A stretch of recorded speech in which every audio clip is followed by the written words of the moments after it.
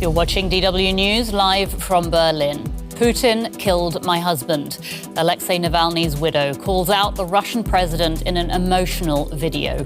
Yulia Navalnaya vows to carry on the Kremlin critic's fight and says Russian authorities are hiding his body to cover up his murder in prison. Also coming up, Israel warns Hamas it must return hostages held in Gaza by the start of Ramadan in 3 weeks or face a ground offensive in the southern city of Rafah. And Oppenheimer sweeps the board at the BAFTAs. The epic drama about the atom bomb wins top honours at the British Film Awards. We'll take you through the highlights.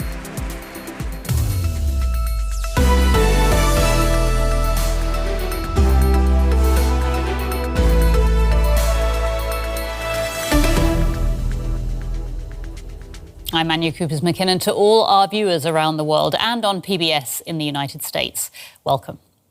Yulia Navalnaya, the widow of Russian opposition leader Alexei Navalny, has accused Vladimir Putin of killing her husband and has vowed to continue his work.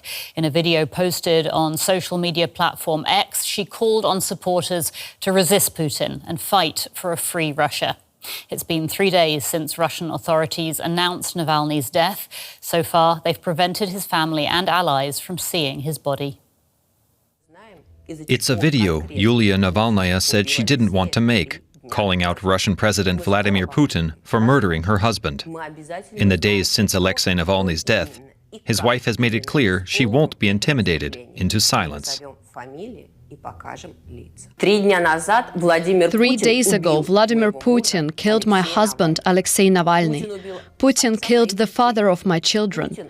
Putin took away the dearest thing I had, the closest and most beloved person.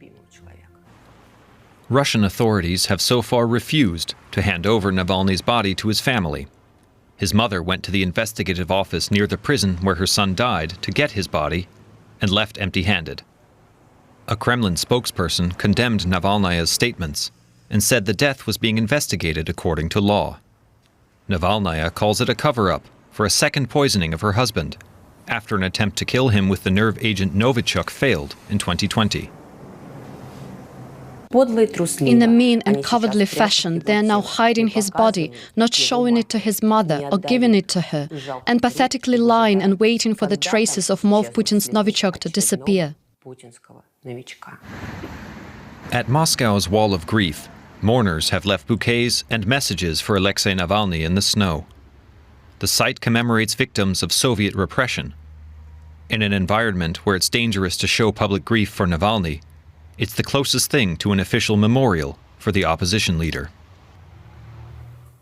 Now, according to a Navalny spokesperson, Russian investigators said they want to keep his body for at least 2 weeks. We asked the biochemist and toxicologist Dr. Mark Michael Bloom, who's an expert on the Novichok nerve agent, how long the substance is traceable in human tissue. Definitely for more than 2 weeks. There are degradation products and products of these nerve agents, not only Novichok, but nerve agents in general that bind to proteins in the body that you can detect after weeks, if not months. So just a couple of days won't make a big difference here. I spoke with the former Prime Minister of Russia about the Navalny case. Mikhail Kasyanov served in President Vladimir Putin's government from 2000 to 2004. He left the country just after the Russian full-scale invasion of Ukraine in 2022. I asked him if he agrees with Yulia Navalnaya that Vladimir Putin is responsible for the death of Alexei Navalny. Absolutely, there is no doubt about this. Navalny was arrested unlawfully, and was kept and tortured for 3 years. And now he was killed. He was killed by, we don't know exact circumstances, but it's definitely all authorities and Putin particularly responsible for his death. Some are suggesting the Russian government is further torturing Navalny's relatives by holding on to his remains. Do you think this is another kind of power play? Yeah, that's the case.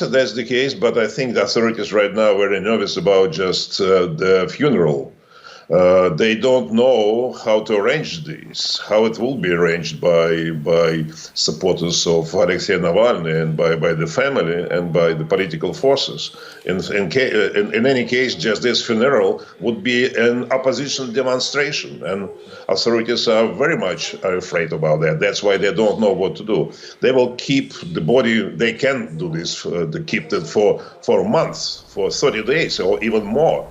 But I think that is the case. Just they're thinking what to do with this. If Yulia Navalnaya is correct that her husband was ordered killed, is there, do you think, any chance that this could backfire and spark a much more determined opposition, one potentially that really could lead to Putin's downfall? I don't think so. Right now, in Russia, the atmosphere of fear exists. And people are afraid, are scared to go on the streets and to demonstrate. And you notice that some supporters of Alexei Navalny, when they knew about the killing of him, just appeared on the streets, and hundreds of them were arrested. That ends for a certain period of time. That is what Putin already did during several previous years. Just put in jail some activists, leaders of opposition. Many of leaders just left Russia, and majority of people just keeping silence, so that's surviving. In such an atmosphere, it's impossible to have another, I would say, reinauguration of protest movement, which Alexei Navalny was one of the leaders. You yourself have been deemed a foreign agent in Russia since last year. Does Navalny's death make you fear for your own life? That strangely, yes, the authorities named me as a foreign agent. That is absolutely a strange thing. I am not a foreign agent. I'm agent of democratic Russia, just representative of democratic Russia, as many of us, of all of us, that's 200 people whom this authority is just named as foreign agent. We are fighting for truth. We are fighting for democratic Russia.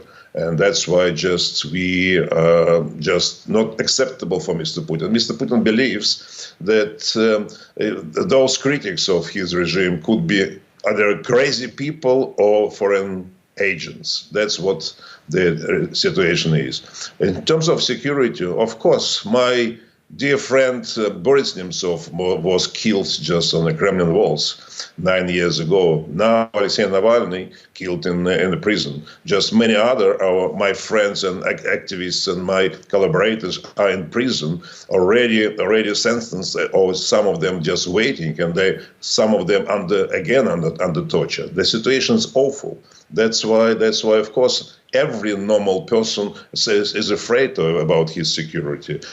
That those persons who are saying some truth to people and just criticize the authority. That is the situation in Russia, unfortunately, now. But in any case, we believe that sooner or later, I believe just soon, the situation will start changing, and I would say external pressure and internal boiling as well, because people already started to reconsider attitude to Mr. Putin. They see how many thousands of people killed in the battlefield, and they see what repression is going inside Russia. And I think that will not last long. That was the former Prime Minister of Russia, Mikhail Kasyanov, speaking to me earlier. Now, Navalny's widow, Yulia Navalnaya, travelled to Brussels on Monday to meet with EU policy chiefs and foreign ministers. The talks come as the EU considers further possible sanctions against Russia in the wake of Navalnaya's husband's death. The EU's foreign policy chief, Josep Borrell, said it was vital that whatever action is taken both honours Alexei Navalny and continues his work. Borrell said that Navalny's widow was invited to the EU meeting not just for personal, but also for political reasons, in order to give a face to the Russian opposition. Borrell also blamed Vladimir Putin's regime for Navalny's treatment in prison and his subsequent death. We have to send a message of support to the Russian opposition and to pay an homage to Navalny. And in order to honor his memory, we propose the ministers to rename our human rights sanctions regime with his name and call it the Navalny Human Rights Sanctions Regime. in order for his name to be forever written on the work of the European Union on defending human rights. I asked DW's Brussels bureau chief Alexandra von Namen whether more EU sanctions are now likely to be coming Russia's way. Well, that is certainly what the European Union is aiming for. We heard from Josep Borrell, the EU foreign policy chief. We also heard from a number of foreign ministers, all of them stressing that it is important to hold into account those responsible for Alexei Navalny's death. And Josep Borrell, during his press conference, used a very strong language, saying that Navalny was slowly murdered in a Russian jail by Putin's regime. So they are planning sanctions against the Russian leadership and also about the authorities, presumably the authorities at the prison where Navalny was held in custody. However, this process will take a bit time. And of course, they first want to wait whether there will be any investigation. The EU is calling for an international investigation, and those sanctions, then they need to have solid evidence that those on a sanctions list are really responsible for Navalny's death. So it will take a while. Today, however, the EU foreign ministers agreed, as we just heard from Josep Borrell, that they are ready to rename an already existing sanctions regime for human rights abuses, and they want to do it to honor Alexei Navalny. And what message did Yulia Navalnaya's presence at those meetings in Brussels today send? I think it was quite remarkable that she told the EU foreign ministers that Russia is not Putin and Putin is not Russia. So she not only called on the EU to get tougher on the Kremlin and to impose more sanctions, she also made clear that the European Union has to increase their support for the opposition in Russia, for the civil society in Russia. We saw that people who were taking to the streets to honor Alexei Navalny, that they were detained. We know that a number of opposition figures, people who worked very closely with Navalny together, are still in custody. So I think that was her message to the EU foreign ministers here in Brussels. DW's Brussels bureau chief Alexandra von Namen. Alexandra, thank you so much. Now, the European Commission President, Ursula von der Leyen, has announced that she will run for a second term. Since she took on the job of heading the most powerful institution in Brussels in 2019, she's led the bloc through Brexit, the COVID-19 pandemic, and Russia's invasion of Ukraine. The German Conservative is widely expected to win the backing of most EU countries. She launched her bid a short while ago in Berlin. When the question arose back then as to whether I could imagine becoming president of the European Commission, I immediately said yes intuitively. Today, 5 years later, I'm making a very conscious and considered decision. I would like to run for a second term. Now, Ursula von der Leyen has risen to international prominence during her time as EU Commission President. Here's a look now at her time in office and what challenges lie ahead. A history maker and a trailblazer. Ursula von der Leyen became the first woman president of the European Commission in 2019. The trust you placed in me is confidence you placed in Europe. Her selection came as a surprise to many. Not a former prime minister like many of her predecessors, but a struggling defence minister in the German government of Angela Merkel. Fast forward to 2022, and the Forbes list calls von der Leyen the most powerful woman in the world, and again in 2023. So what got her there? Her commission proposed the world's most ambitious climate laws, spearheaded the EU's successful COVID vaccine procurement programme, heavily supported Ukraine and talked tough against China. Those successes haven't won over all of the members of the European Parliament, though, who will have a chance to block her second term. She is like the champion of announcements, of making announcements, big announcements with beautiful words, wonderful headlines, but in the end she has fallen short. Let's stop thinking about lunatic nightmares of nationalists. Please, von der Leyen, don't forget that, because sometimes I think you forgot a bit. Some EU politicians, even outside of her centre-right political family, are on her side. She has impressed on me and on the Swedish Greens in many ways. She's been strong and committed. For nearly 5 years, Ursula von der Leyen has lived in an apartment inside the European Commission headquarters in Brussels. She may want to stay there, but she won't go unchallenged. And the decision on whether she remains will essentially be made by the leaders of the EU governments after the European elections in June. We asked our Brussels correspondent Bernd Riegert about von der Leyen's motivation to seek a second term. Well, Ursula von der Leyen said today in Berlin that she has developed even more compassion for Europe in the last 5 years. She was managing many crises, the COVID crisis, the biggest one of them, and now she sees unfinished business. She wants to tackle the Russian threat against Europe, to reorganize defense, and to overcome the war against Ukraine. So she says there's a lot to be done, and she wants to do that. She's a kind of a workaholic. She could retire with 65, but she wants to carry on until she's 70. Bernd Riegert reporting from Brussels. Let's take a look now at some of the other stories making headlines today. And the German city of Hanau has commemorated 9 people murdered there in a racist attack 4 years ago. Germany's interior minister attended the memorial and said it was more important than ever to combat far-right extremism. The European Union has approved a naval mission in the Red Sea to protect commercial ships from attacks by Yemen's Houthi militants. The attacks have forced some major shipping companies to avoid the area in favour of longer and costlier routes. 5 EU member states have confirmed they will take part in the mission. At least 8 people were wounded on Monday when Israeli warplanes carried out airstrikes near the town of Gaza in southern Lebanon.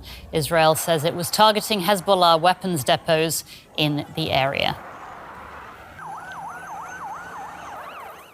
Now, Israel has set a deadline for its long-planned offensive against the city of Rafah in South Gaza. Retired Army General Benny Gantz, a member of the country's war cabinet, says Israeli troops will launch their assault next month if Hamas doesn't free the remaining hostages by Ramadan. Meanwhile, the US has proposed a UN Security Council resolution backing a temporary ceasefire in Gaza.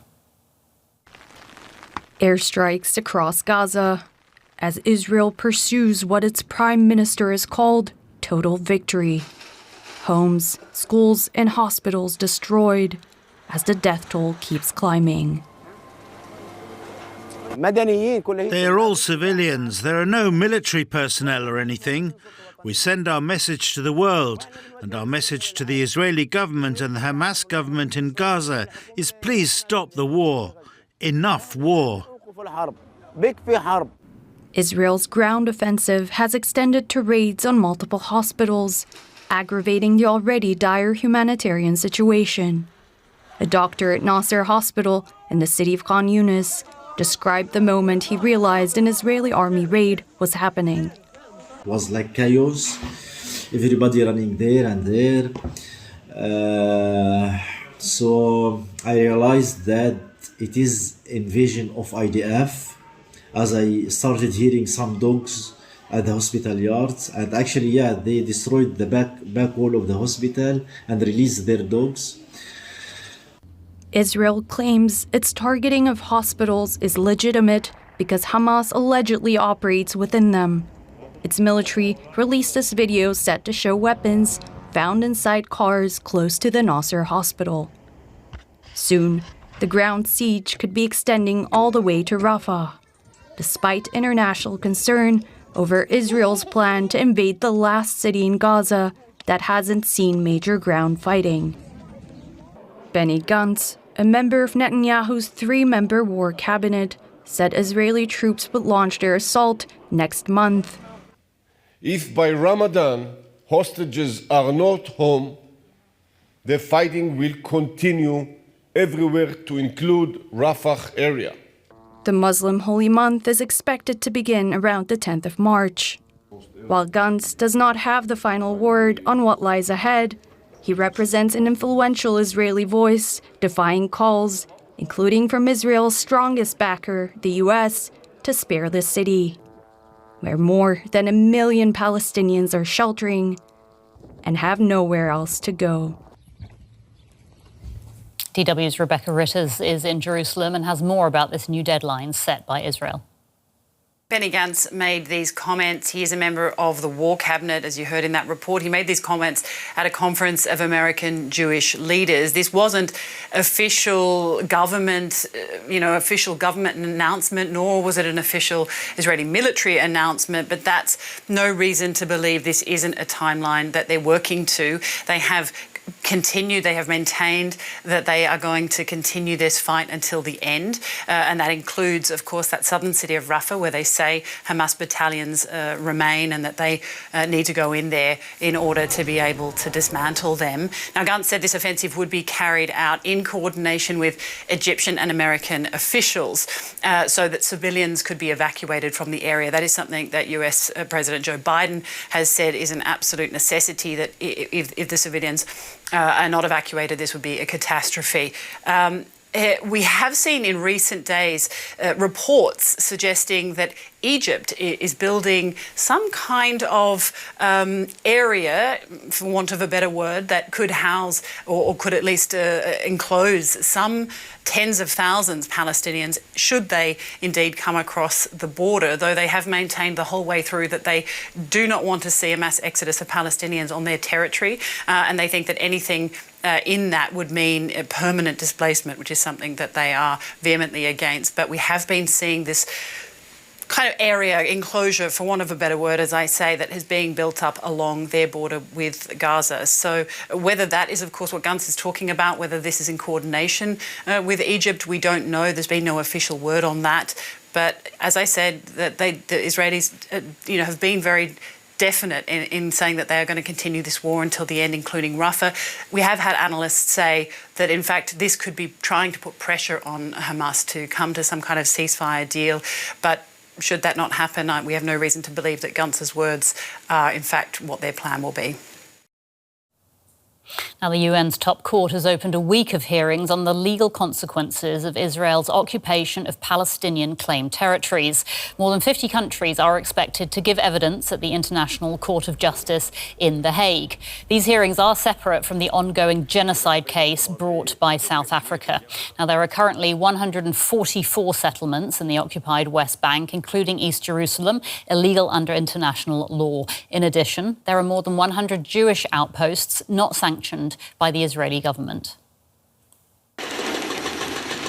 A new Jewish neighborhood is taking shape in East Jerusalem. This building site is illegal under international law. The apartments being built here will become one of the many Israeli settlements in the Palestinian territories. East Jerusalem was annexed by Israel in 1967. But the international community considers it a part of the West Bank. Palestinians say the settlers are encroaching on the land they one day envisage as the capital of a Palestinian state. The West Bank is partly controlled by the Palestinian Authority, but Israel maintains full control of 2/3 of the territory. The two groups are separated by walls and checkpoints, limiting movement for Palestinians. Palestinian farmers have complained that this patchwork of zones create unfair access to resources like water. And Jewish settlers are accused of attacking crops, property and people. At the end of 2022, the United Nations General Assembly passed a resolution asking the International Court of Justice to weigh in on the situation. The World Court is being asked to give an advisory opinion on the occupation and what consequences it has on the Palestinian people's right to self-determination. It's being asked to look at the occupation, annexation and settlement of Palestinian territory, including measures aimed at altering demographics and discriminatory legislation. The court will hear from representatives of over 50 countries. And with that, you're up to date. I'll be back after a short break to take you through the day. Hope to see you there.